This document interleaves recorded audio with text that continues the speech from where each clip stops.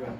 We're rounding up public limited companies. The last class we talked about how a public limited company is being enacted through the prospectus. First, you have to initiate an IPO, initial public offering. So as soon as you initiate the IPO, it means you'll be able to tell the whole world or the people about your company, the amount of shares you want to sell, the details about your directors. All these are part of your prospectus. So as soon as this is done, then you can go public by selling your shares to the stock exchange. So today, as soon as you are, what are the advantages of, what are the benefits you get for being a public limited company? And what are the setbacks of a public limited company? That is what we want to look also today. So we're going to start with the advantages first. The first one, huge amounts of money can be raised as shares can be sold to the public. Because it's a public limited company, which is the biggest of all, it means you can sell your shares to public, to the people, to the general public. So that means you can raise as much as possible in terms of money or capital that can be raised. Unlike a private limited company, for a private limited company, you can only sell shares amongst your friends and family. So which means there's limits to amount of money you could raise for a private limited company. But if you really want to raise so much money, then you have to become a public limited company. So with a public limited company, you have access to more capital, unlike a private limited company. Do you understand the first advantage here? Stop that already, please. The second one, economies of scale. Why will public limited companies have economies of scale? They have a cost advantage because they are large businesses. It is expected to be a very big business. So they operate on a larger scale. And when you operate on a larger scale, it means your output will increase. And as soon as your output increases, it means your average cost of production is expected to fall. So for every public limited company, based on the numbers of the size of their operation, they are expected to have a reduced average cost of production. That is economies of scale. Do you understand the second advantage here?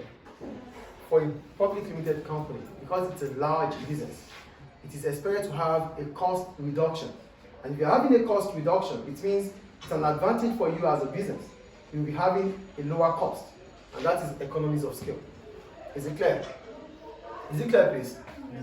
The third one, market dominance. When we talk about market dominance, it simply means because of their size, they can dictate what happens in the markets they operate in. So let's say the educational industry, the school is is part of the educational industry.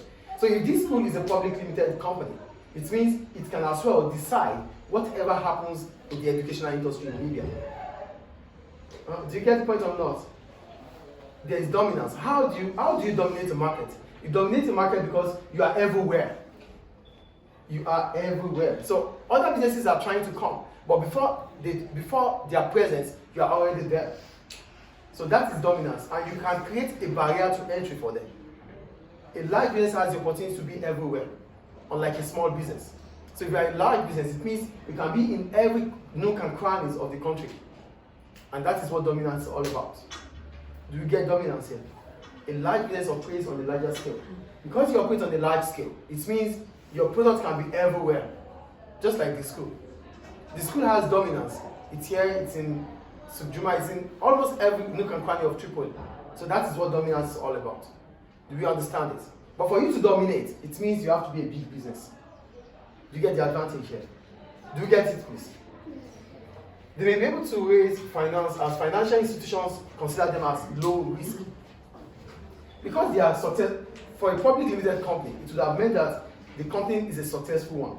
So if you are a successful business, financial institutions will want to align with you. They want to deal with you. They will know that whatever money they give to you in terms of loan, you'll be able to pay back. They know you have credit ability. Unlike a small business is considered as high risk. Financial institutions will not want to give them loans. But for a successful business like a public limited company that is able to convince people to buy shares, financial institutions will be willing to give them loans. I just stop that already. Do you understand the point, please? So they have the ability to raise finance, internally or externally. The next one, managers and directors of public limited companies may be motivated to do well, to prove the media and the financial analysts that they are wrong.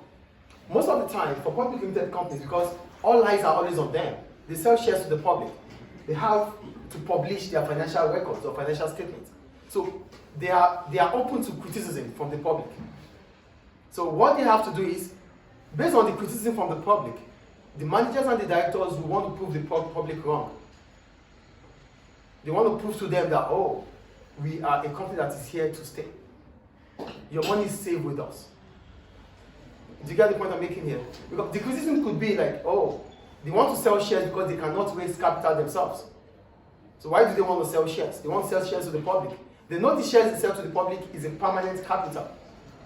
Whoever buys shares doesn't get back the money. The only thing you get back is your dividends, which is share of profits. So they might be this might bring about criticism that, oh, they are selling shares because they cannot raise capital themselves. They want people's money.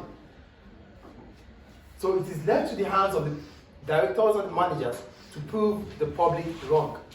So that could be a sort of motivation or incentive for them to do well. You know, it's just like you wanting to prove someone wrong. That, oh, you think I cannot get it done, I can get it done.